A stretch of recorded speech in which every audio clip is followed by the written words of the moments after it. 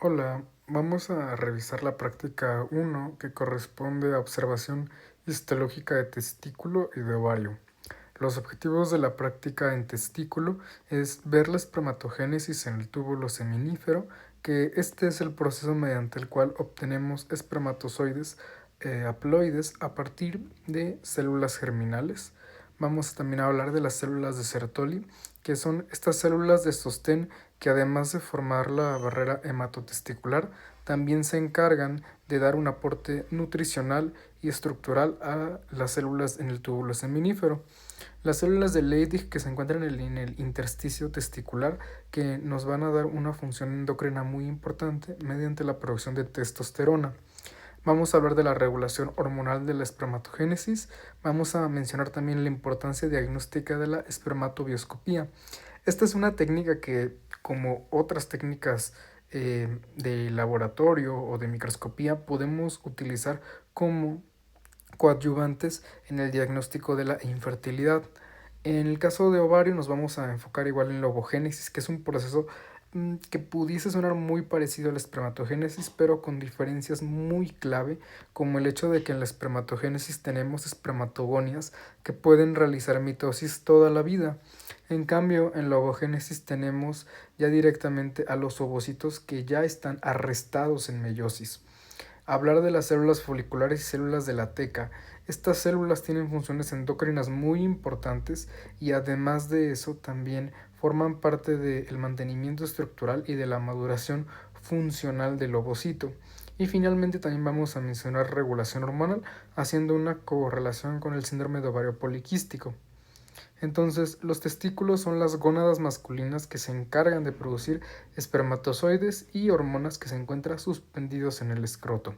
El escroto es este saco conformado por piel que recubre al testículo y que se encarga, una obviamente de mantener al testículo protegido, pero también de mantener una temperatura alrededor de 1 a 3 grados inferior a la corporal, lo que es el ambiente idóneo para la espermatogénesis.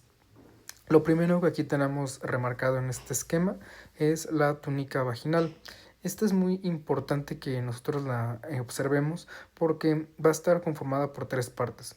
Una, eh, una, un componente parietal, un componente visceral aquí con el número 3 y el espacio en el número 1. Entonces, esto es muy importante porque esta cavidad se puede llegar a llenar también de líquido. Aquí también tenemos al proceso vaginal. Si nosotros recordamos un poco de dónde viene el testículo, sabemos que viene desde la cavidad abdominal y posteriormente desciende. Entonces podemos tener nosotros un remanente que es el proceso vaginal y este remanente puede también ser parte de la fisiopatología del hidrocele. Podemos ver aquí cómo al retroiluminar un testículo con luz de manera normal, solo en la parte focal se debería estar iluminando, pero cuando hay un contenido líquido alrededor de o dentro de esta túnica vaginal, es que nosotros podemos ver cómo se ilumina de manera completa. Aquí también vemos, esto que está acá son los diferentes túbulos seminíferos dentro del testículo.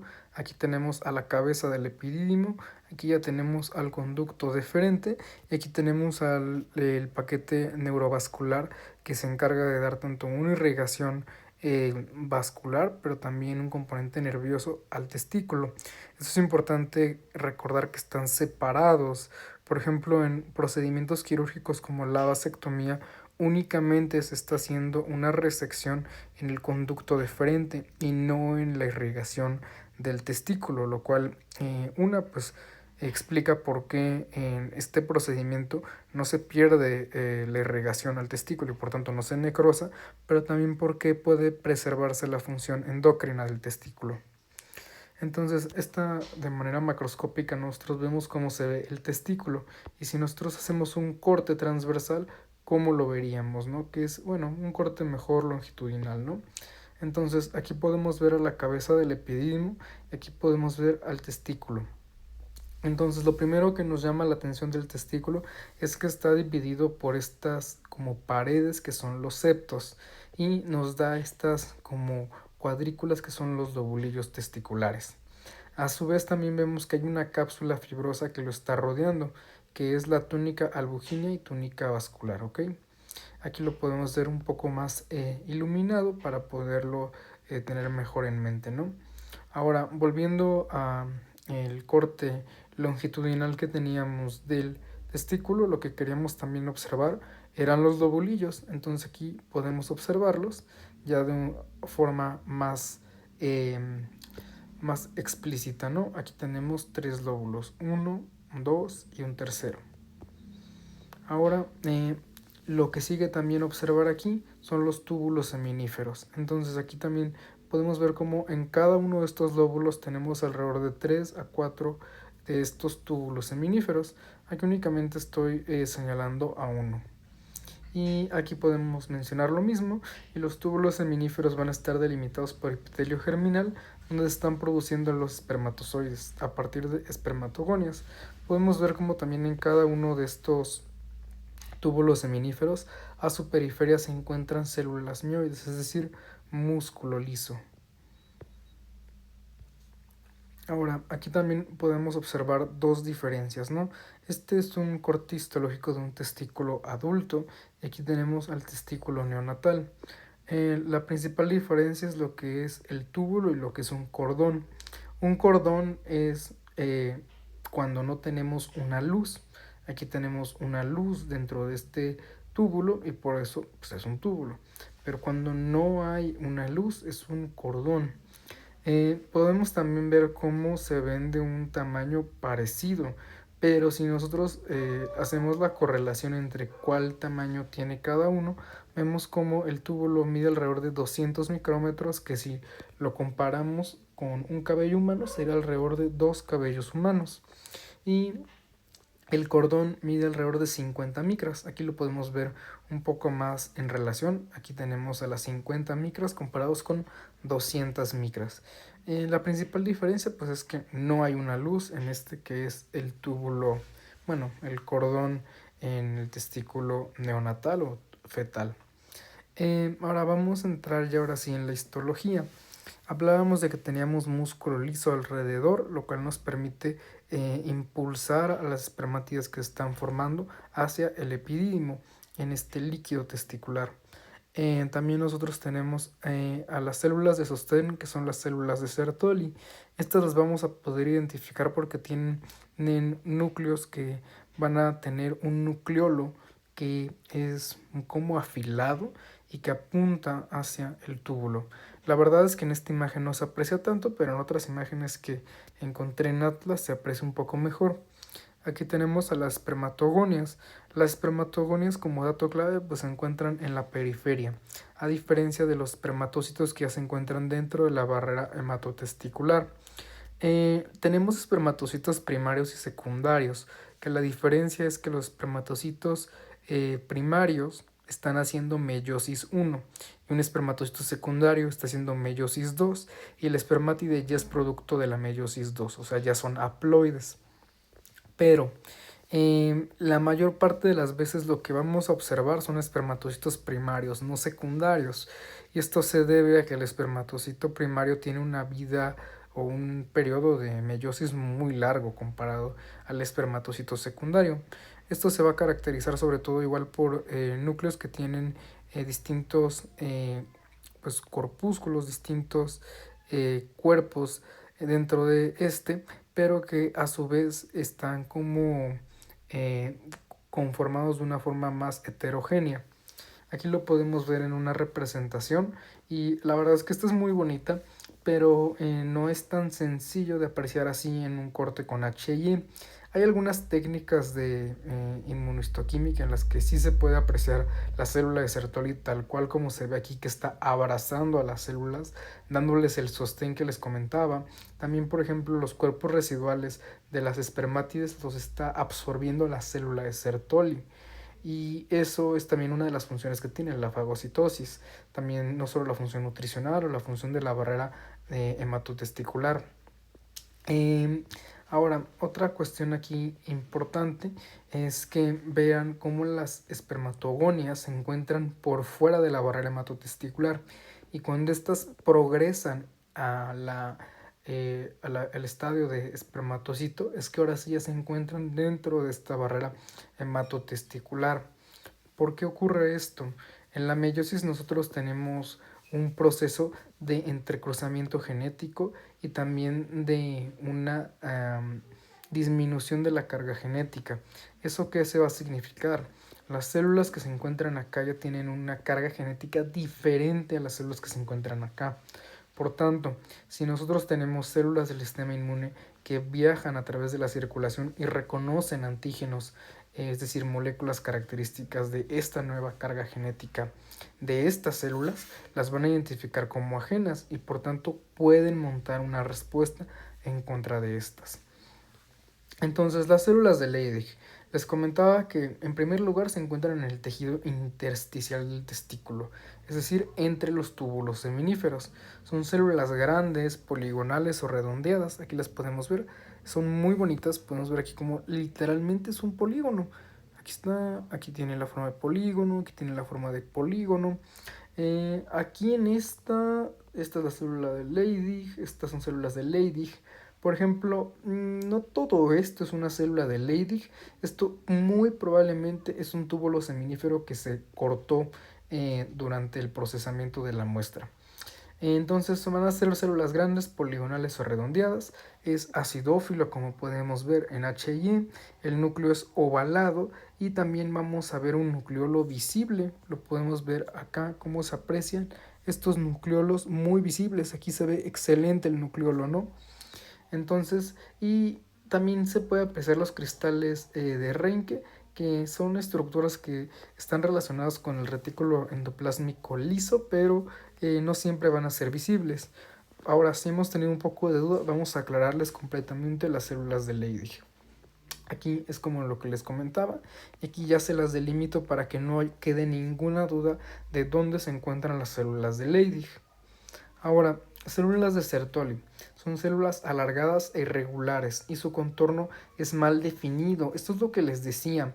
Las células de Leydig no son tan sencillas de identificar porque al estar abrazando a las espermatides y a los espermatocitos primarios y a las espermatogonias quedan pues prácticamente alrededor de todo el túbulo. Aquí sí yo ya aprecio distintas células de Sertoli porque me estoy basando en el núcleo. Yo les decía que los nucleolos son como afilados mirando hacia la luz. Aquí tenemos un núcleo de célula de Sertoli, aquí tenemos otro, aquí hay otro, aquí hay otro, y bueno, vamos a evidenciárselos. Se los fui yo remarcando así en todas estas células para que no quede duda de cuáles son cada una de estas células y también obviamente les voy a estar mencionando cuáles son las características morfológicas. Se me pudo haber barrido alguna que otra, o sea, alguna que no haya remarcado, pero espero no sea el caso. Si fuese el caso, me lo pueden igual hacer saber. Aquí igual se los dejé ya completamente remarcadas. Pueden ver cómo el núcleo es visible, cómo apunta hacia la luz, a diferencia de, por ejemplo, las espermatogonias que tienen un núcleo bastante homogéneo que no permite diferenciar al nucleolo. Ahora, espermatogonias. Aquí también les dejo los días en los que se va a encargar, en los que se van a encontrar en este estadio. Entonces, alrededor de 9 a 10 días se encuentran pegadas a la membrana basal del túbulo seminífero. O sea, son las más externas. Van a ser células grandes, redondas y ovales. Entonces, eso es algo que nos puede servir de mucha ayuda, ¿no? Pues mira, este núcleo es redondo, grande. Pues este es una espermatogonia porque también se encuentra en la periferia. Espermatogonia, célula de músculo liso, que ese no se los remarqué, perdónenme de que no se los dejé como una diapositiva. Pero bueno, es bastante evidente nada más aquí para recordar que estos núcleos que se ven aplanados son del músculo liso del túbulo. Ahora sí, lo siguiente son las espermatogonias, espermatogonia, espermatogonia, espermatogonias, o sea, muy evidentes, ¿no? Y van a tener un núcleo redondeado con cromatina fina y clara. El citoplasma es escaso y basófilo y pues bueno, son las primeras que verán en la periferia. Y aquí pues se las dejo igual remarcadas para que no quede tampoco ninguna duda. Podemos verlas acá, se ven con bastante claridad todas estas espermatogonias que se ven en la periferia. Espermatocitos primarios. 22 días y aquí les dejo el asterisco un día. ¿Por qué les pongo este asterisco? Puede ser que alguna de las células que yo les haya aquí marcado no sean espermatocitos primarios y sean espermatocitos secundarios. Pero como esta solo la vamos a encontrar en un día, es un poco complicado de a veces encontrar y en un examen sería muy extraño que se los preguntaran así porque es difícil de diferenciar. Entonces, y no hay como datos muy característicos para que yo diga cuál es cuál, más allá de que quizá uno está más hacia la luz y otro está más hacia la periferia, pero les digo, no es algo muy característico. Entonces se van a encontrar más hacia el lumen en comparación a las espermatogonias, ya se encuentran dentro de la barrera hematotesticular, son un poco más grandes que el resto de las células que veíamos por fuera, ahorita las volvemos a remarcar, por ejemplo, vean el tamaño que tiene este espermatocito en comparación a una espermatogonia. Pueden ver cómo esta es un poco más pequeña, ¿no? Parece casi como si fuera el doble de tamaño, ¿no? Y es muy característico el núcleo con cromatina en gruesos grumos o gránulos. Y esto pues es característico de las meiosis. Aquí hay una gran cantidad de datos que pueden encontrar sobre las meiosis, como para saber en qué fase específica se encuentra de la meiosis. Eso pues igual con fines de medicina nos queda un poco avanzado y no es algo que voy a mencionar en esta clase, ¿no? El citoplasma es más abundante que esto que les comentaba y se reconocen porque es un tamaño más grande y la cromatina en los grumos que veíamos, ¿no? Aquí igual lo dejamos para que se vea súper evidente, se ven súper bonitas, se ve como si estuviera como un pastelito que tiene como granos de chocolate, ¿no? O sea, se ve muy evidente. Espermátides van a ser más próximas al lumen y aquí vamos a tener ya las células haploides, es alrededor de 21 o 23 días que se van a encontrar aquí hasta convertirse en un espermatozoide, y solo que recordemos que la maduración espermatozoide ya no va a ocurrir aquí en el túbulo, sino que ocurre en el epidídimo. Ahorita vamos a ver un poco más esto. Van a ser pequeñas, redondeadas y ovaladas. Núcleo denso, muy oscuro y el citoplasma es muy escaso. Y aquí vamos a encontrarlas, ¿no? Esto sí es un poco más complicado. Aquí tenemos una, aquí tenemos otra porque se encuentran cerca de la luz. Vamos a ahora sí presentárselas y es lo que les comentaba, se encuentran cerca de la luz, ya no se ven estos gránulos que sí encontrábamos en las espermatocitos primarios o secundarios y tampoco se ven tan pequeños, tampoco se ven tan grandes, perdón, los núcleos en comparación a una espermatogonia. Entonces, como les comentaba, pues primero ocurría que se formaban desde espermatogonias en el túbulo seminífero del testículo, pero van a ser transportadas hacia el epidídimo por el fluido testicular. Y aquí en el epidídimo van a madurar alrededor de 2 semanas. Entonces aquí ya estamos viendo un corte de epidídimo. Todo esto que vemos aquí ahora sí ya son espermatozoides. Vamos a hacer un poco más de acercamiento y podemos ver aquí cómo se ven las distintas cabezas de los espermatozoides, ¿no? Entonces, ahora aquí también podemos ver un poco más directamente cómo ya se ven completamente formados cuando ya los vemos en el conducto diferente, que esta es la estructura que en la vasectomía se va a seccionar para poder funcionar como un método anticonceptivo. Aquí se ve súper bonito cómo se ven todos los acrosomas que están aquí teñidos. Aquí vemos cómo se ven y cómo se ven aquí el flagelo del espermatozoide. Entonces, esta es una imagen que igual les quería traer porque si ustedes leen un poco de espermatogénesis en sus libros de histología, como es el Ross, pueden encontrar que inclusive se dividen por etapas. Y cuando lo leí dije, ok, vale, etapas. ¿Y para qué me sirve saber eso? Estas etapas, como pueden ver, nos permiten ver en qué fase los espermatocitos se encuentran de la meiosis. Y esto de nuevo, uno me podría decir, Miguel, yo para qué quiero saber esto como médico, ¿no? ¿Tiene alguna relevancia clínica esto? Y pues en el contexto de investigación, si ustedes están haciendo investigación en testículo con quizá ratones o con quizá otro tipo de muestras.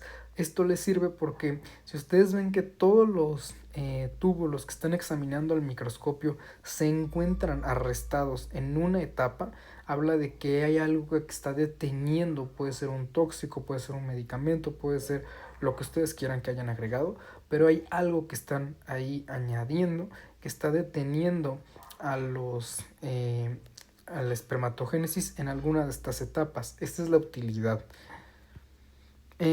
Ahora vamos a hablar un poco de el componente endocrino de la espermatogénesis. Nosotros, cuando hablamos del ciclo sexual en el hombre, es un poco más complicado que en el caso de la mujer, porque nos es más difícil de entender que hay un ciclo sexual en el hombre porque no se nos hace tan rítmico.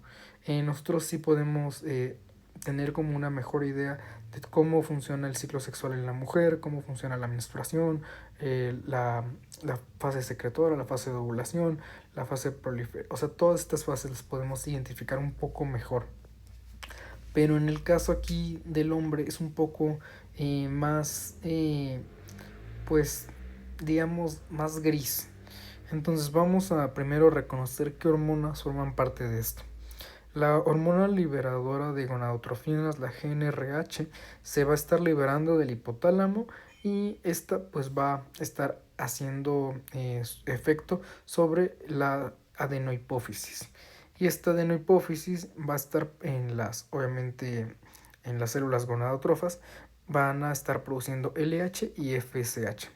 En el hombre, la LH actúa sobre las células de Leydig. Esto cuando yo lo vi en primer año de la carrera, pues me lo decían LL. Y pues ya, muy fácil de recordar. Hormona luteinizante actúa sobre las células de Leydig. Y las células de Leydig, ¿qué van a producir en respuesta a esta? Testosterona. Si yo no tengo testosterona, no voy a desarrollar la gónada y que va a ocasionar hipogonadismo. En el caso de la hormona foliculoestimulante, esta lleva su nombre, pues al igual que la hormona luteinizante, por los hallazgos que se fueron descritos en las mujeres, o sea, los folículos y el cuerpo lúteo, ¿no? Pero estas hormonas también se encuentran presentes en hombres y también tienen implicaciones. Entonces la FSH actúa sobre las células de Sertoli. Ahí me decían, pues bueno, S. Entonces, en estas células de Sertoli se van a encargar de que puedan tanto proliferar estas células de Sertoli como también las espermatogonias. Esto es muy importante porque sin FSH no van a proliferar estas. La testosterona también se encarga de regular esta progresión de las células germinales hacia espermatocitos. También se encarga de mediar la proliferación de células de Sertoli. Sin esta testosterona nosotros no vamos a tener una adecuada espermatogénesis. También la testosterona es importante reconocer que es indispensable durante la maduración fenotípica, es decir, que nosotros tengamos al nacimiento un órgano sexual como un pene o como unos labios mayores, como en el caso de un fenotipo femenino, va a depender de la testosterona. La testosterona se encarga de la virilización de los órganos sexuales. Entonces también es algo muy importante reconocer esto. La hormona antimülleriana, esta es una hormona que va a estar siendo secretada por las células de Sertoli y que también esta nos es muy importante porque nos sirve como un mediador o como una forma de poder saber que tenemos tejido testicular sano. Cuando tenemos por encima de 47.2 nanogramos sobre mililitro de hormona antimülleriana sérica, es decir, que yo la tomo de la sangre y la mido, podemos hablar en niños de que hay testículos normales. Cuando yo tengo una cifra menor a esta, yo puedo ya empezar a sospechar de que tengo testículos pero anormales. Y cuando tengo una cantidad muy baja, como por ejemplo 0.7 nanogramos sobre mililitro, que es lo que mencionaba este artículo, por eso digo estos números tan específicos, habla de que no se desarrolló ninguna gónada, o sea, no hay gónada, no hay testículo. También tenemos a la inhibina, que se encarga de regular como alimentación negativa hacia la hipófisis. Aquí tenemos este esquema en el que podemos ver cómo se incrementa el volumen testicular ya hacia la pubertad, cómo tenemos distintas hormonas que se van produciendo en la vida fetal y vida embrionaria, pero que al llegar a la infancia se dejan de producir hasta volverse a reiniciar durante la pubertad, como es el caso de la testosterona. Entonces, esto era lo que estábamos comentando ahorita. Tenemos en el hipotálamo a la GnRH. Esta GnRH va a estar actuando sobre la glándula pituitaria o hipófisis, que va a producir FSH, que va a actuar sobre las células de Sertoli, y también LH, que actúa sobre las células de Leydig. Las células de Leydig, en respuesta a la LH, producen testosterona. Esta testosterona en tejidos periféricos, como por ejemplo tejido adiposo, puede estarse convirtiendo por una aromatasa a estradiol. Y esto funciona como realimentación negativa, pero también la testosterona por sí sola funciona como realimentación negativa. Yo me acuerdo que cuando yo estaba en primer año de la carrera, un compañero preguntó por qué las personas que utilizan testosterona para ganar masa muscular, por qué se les hacían, bueno, por qué se atrofiaban los testículos. Y pues esto se explica con este esquema. Si yo estoy aplicando testosterona exógena, que recordemos que la testosterona en testículo está concentrada como hasta 15 veces más que a nivel sérico. Pero si yo estoy aplicando testosterona de manera exógena, ¿qué va a pasar? Pues mi eje neuroendocrino dice, pues yo tengo bastante testosterona, entonces no voy a producir tanta GnRH. Y si no voy a producir tanta GnRH, no voy a producir entonces tampoco ni FSH ni LH. La LH pues aquí no nos va a preocupar tanto porque pues testosterona en teoría tendríamos porque la estoy administrando de manera exógena. Pero la FSH que yo les comentaba que es importante para que las células de Sertoli y las espermatogonias puedan proliferar, pues ya no estaría presente. Hay algunos artículos que pueden también llegar a encontrar en los cuales se menciona cómo pues hay investigación sobre probables métodos anticonceptivos basados en estos sistemas, que se han encontrado que son seguros, pero pues bueno, en eso también andan, ¿no? Y ok, vamos ahora aquí a revisar. Estas son algunas de las vías en las cuales van a estar actuando los andrógenos a nivel de las células de Sertoli y podemos ver cómo, bueno, primero que nada, eh, el andrógeno, es decir, la testosterona o la 17-epiandrosterona, va a viajar hacia las células de Sertoli, pero recordando que estas se producen en las células de Leydig, pero las células de Sertoli van a ser las que lo van a inicialmente pues captar, porque yo les decía que son las que dan un sostén estructural a este túbulo seminífero. Y estas van a estar actuando a través de las espermatogonias, espermatocitos primarios y secundarios, espermátides. Y podemos ver aquí cómo permiten la diferenciación de las espermatogonias, el mantenimiento de la barrera hematotesticular, la proliferación adecuadamente en la meiosis, la maduración de la propia célula de Sertoli. Y podemos ver cómo sin testosterona nosotros no tenemos este adecuado desarrollo de los espermatozoides. Y es por eso que es muy importante la testosterona. Ahora, alteraciones del espermatozoide. Hablar de alteraciones morfológicas es hablar de tres partes: la cabeza, el cuerpo medio y la cola.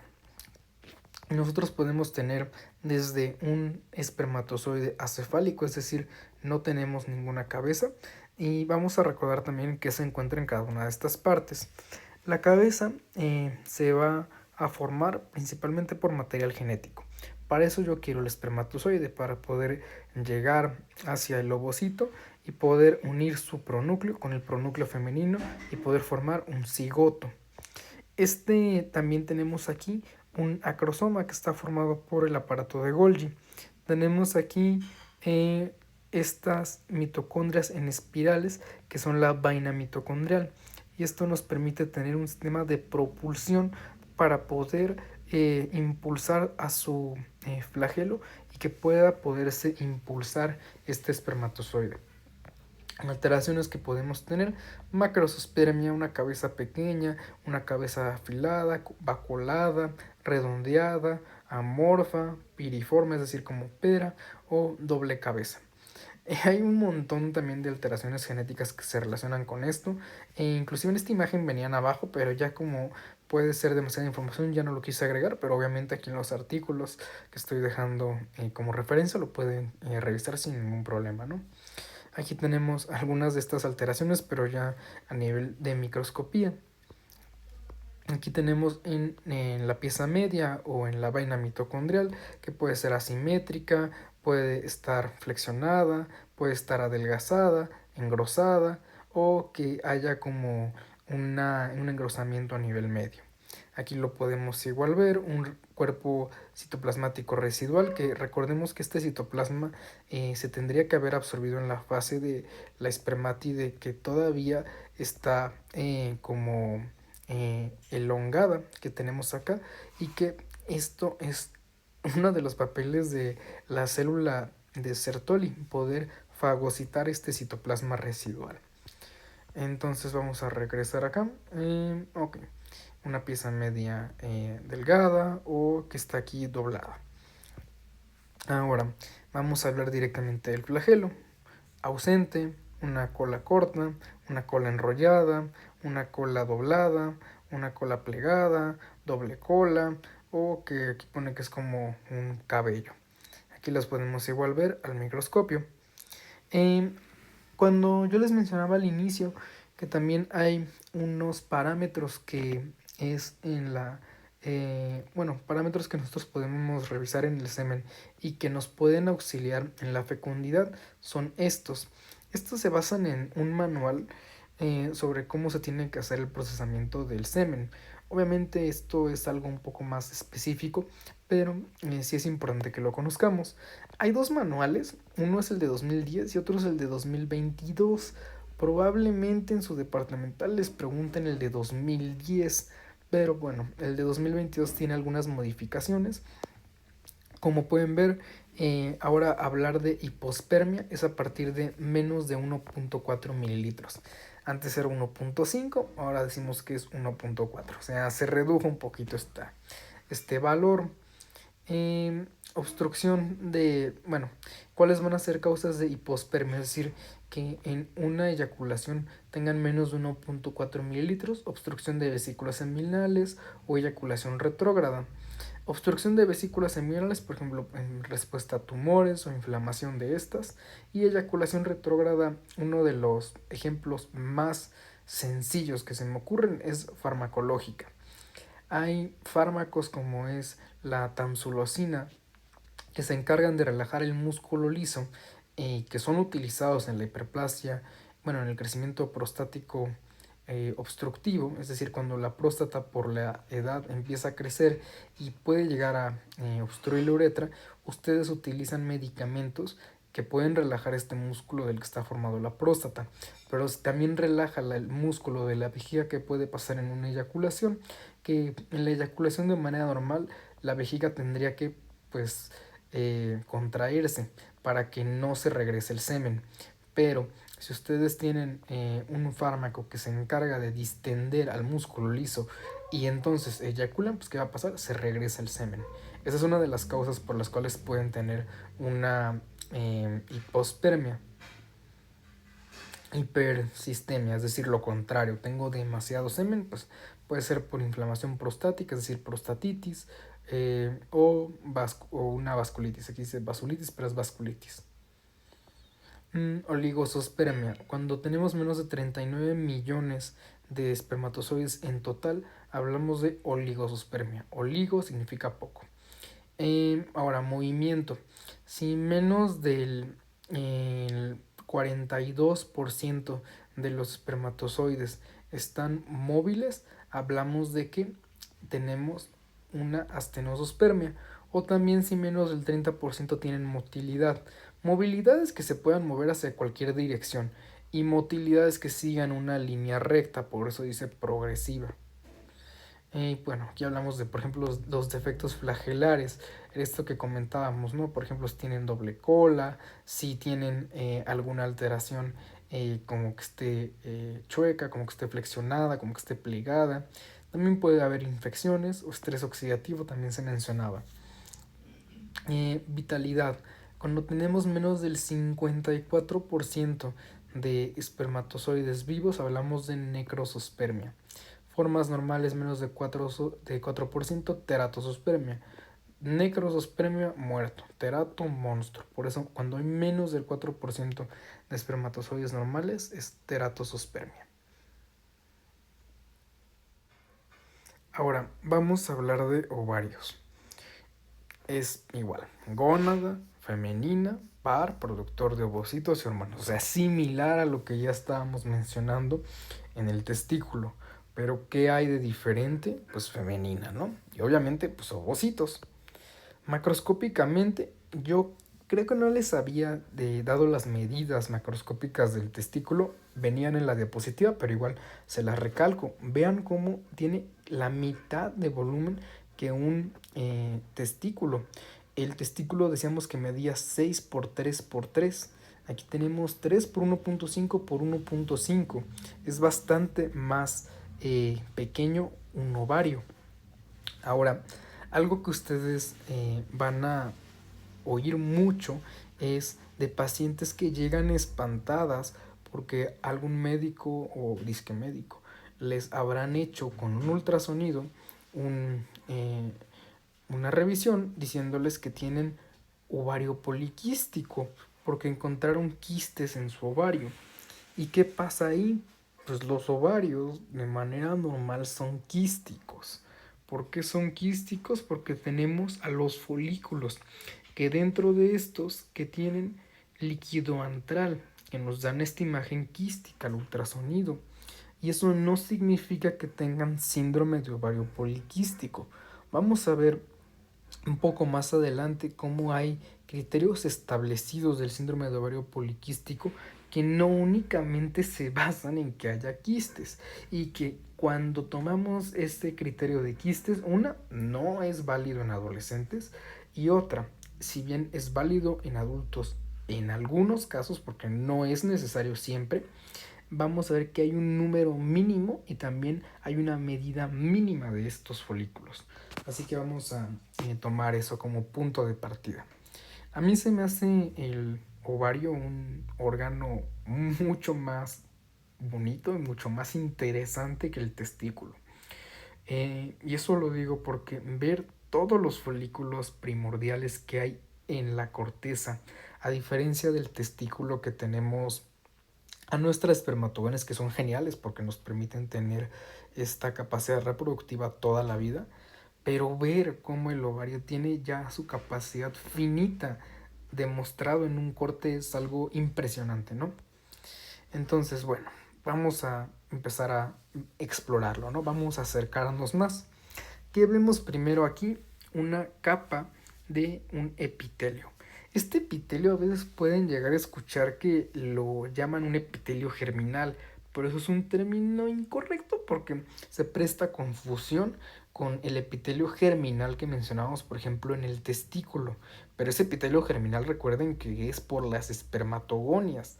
Aquí hablamos de un epitelio germinal y es un epitelio cúbico simple que no tiene nada que ver con la capacidad reproductiva. Simplemente es el epitelio cúbico que recubre al ovario.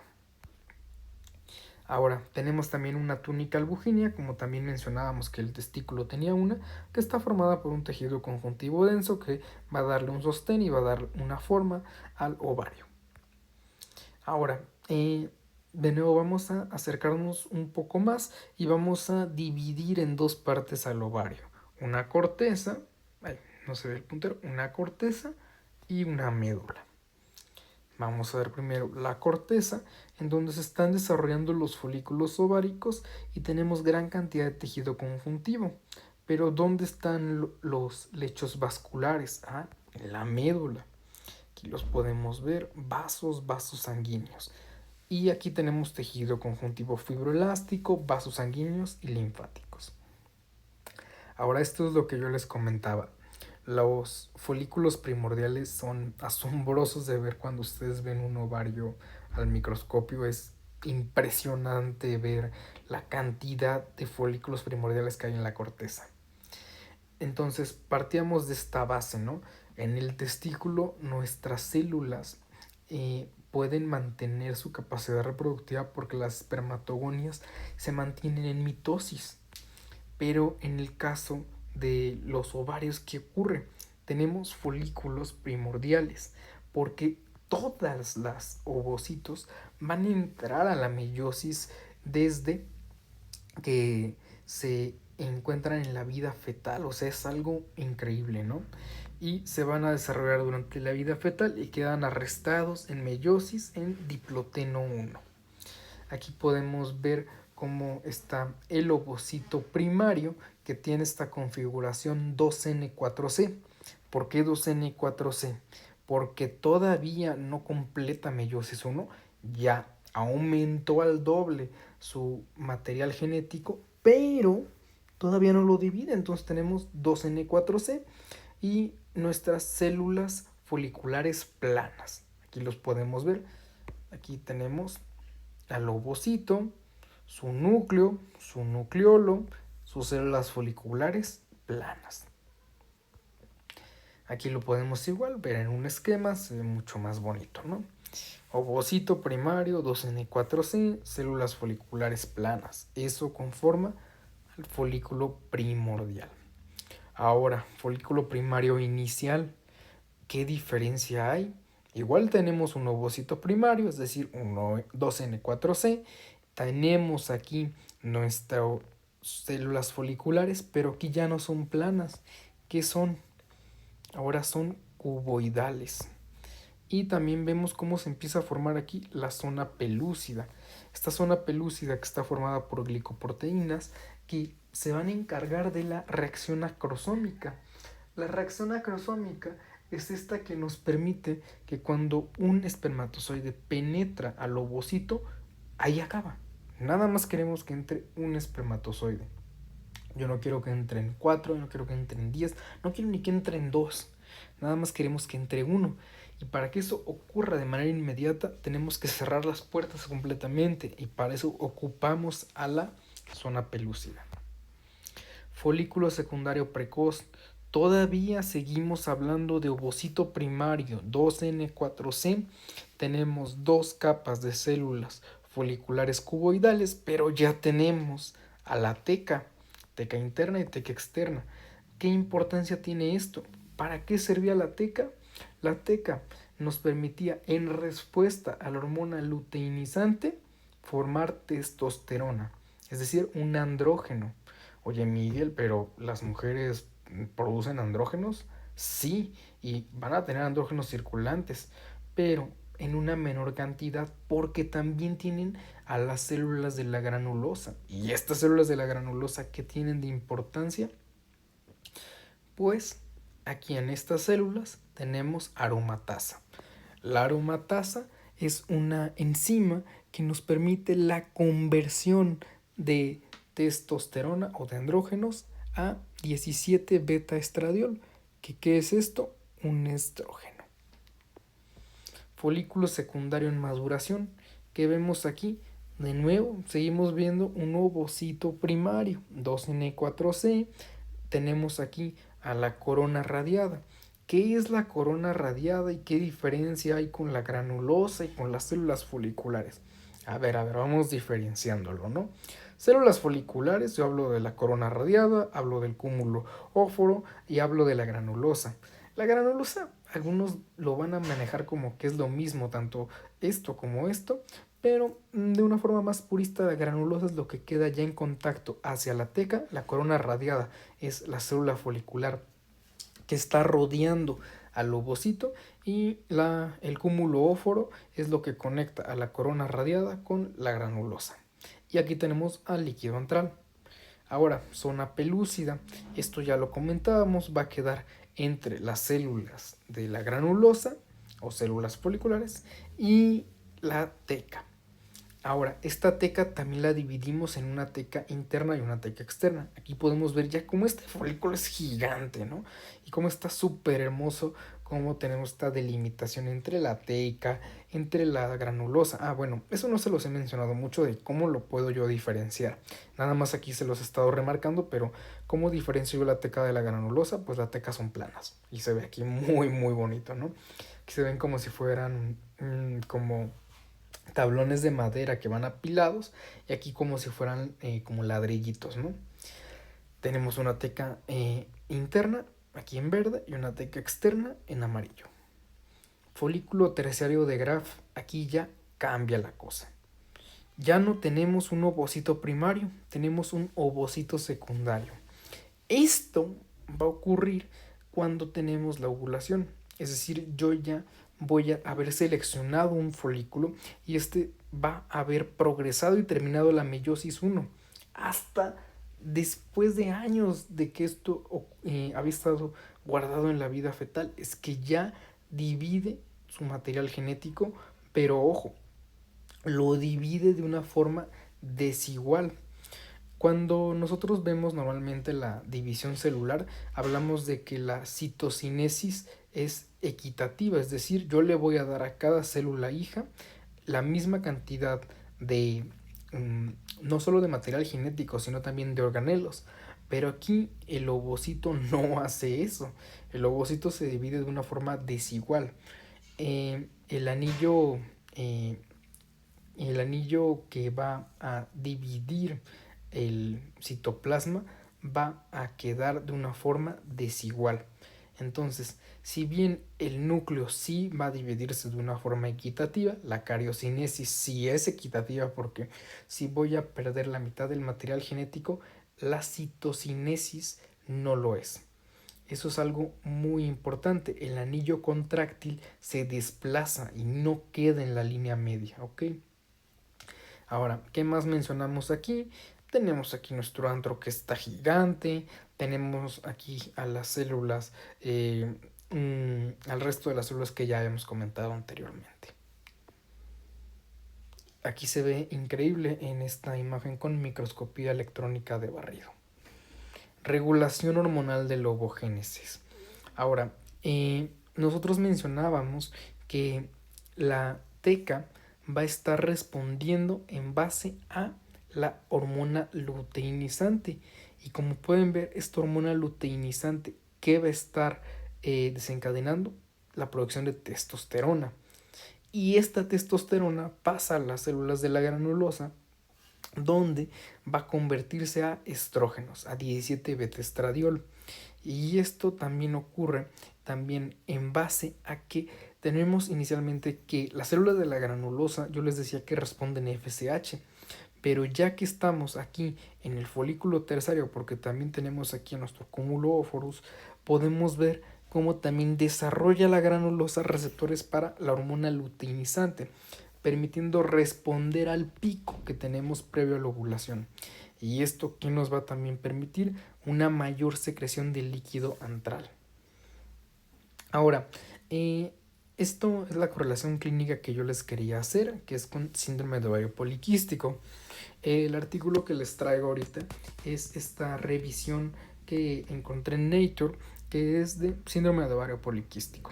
Y pues voy a irles leyendo algunas de las yo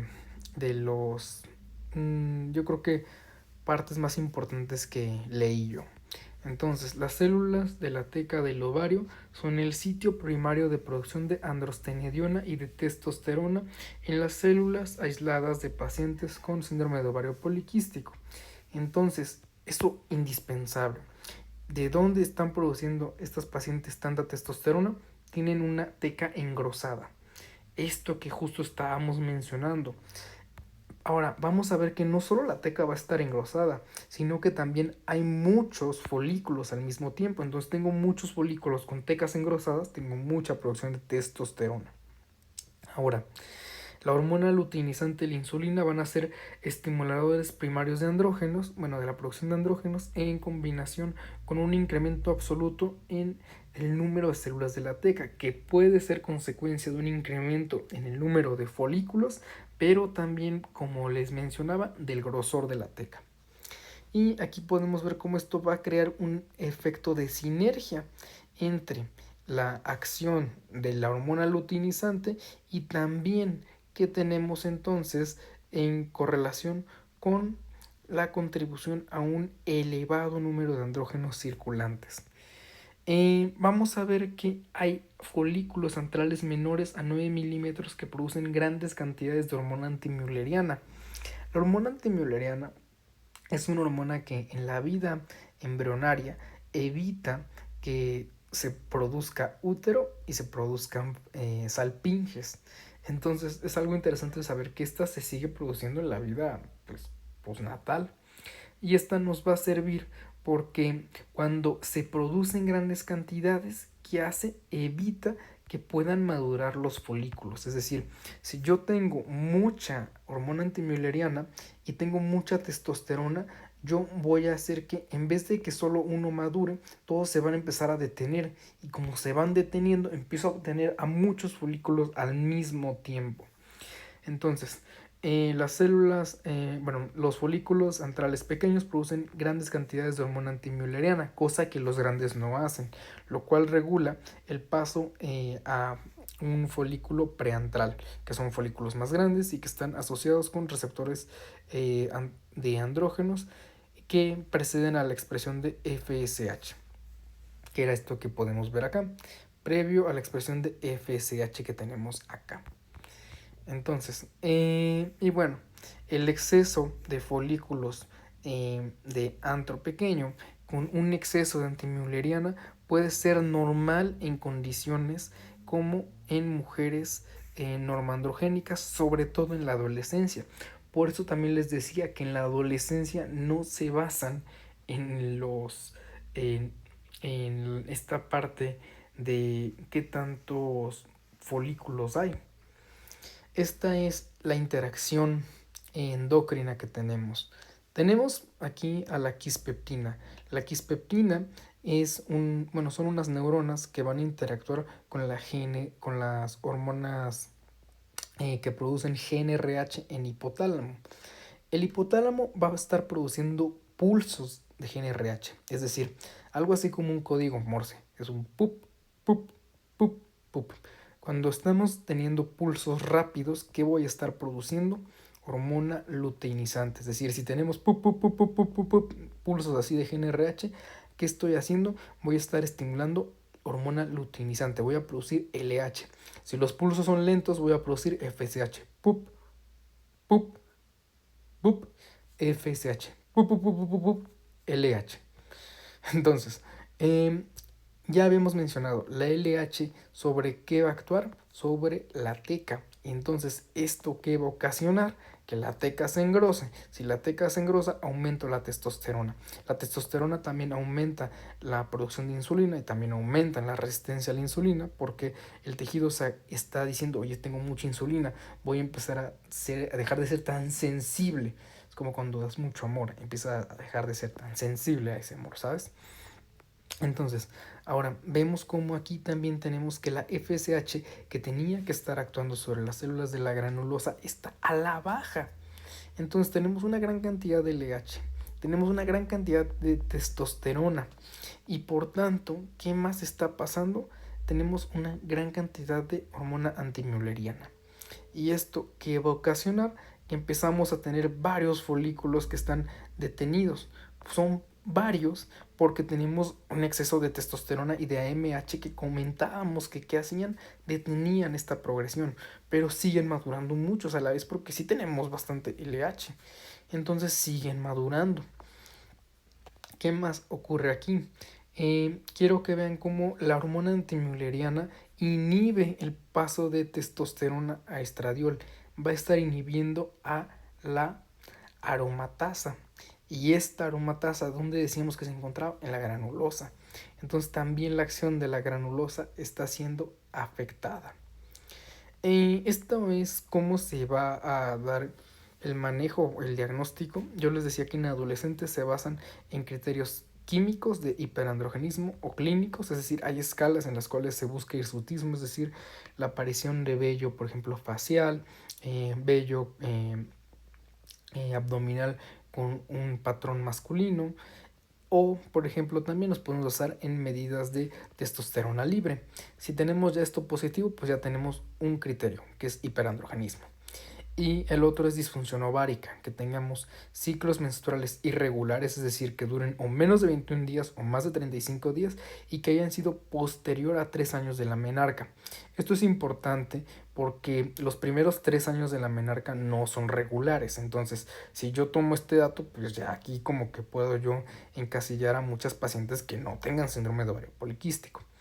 Y vemos como aquí en el adulto yo necesito tener 2 de 3. O sea, por ejemplo, ¿qué puedo tener si no tengo hiperandrogenismo? Porque puede ser que hasta en un 80% de los pacientes no haya hiperandrogenismo.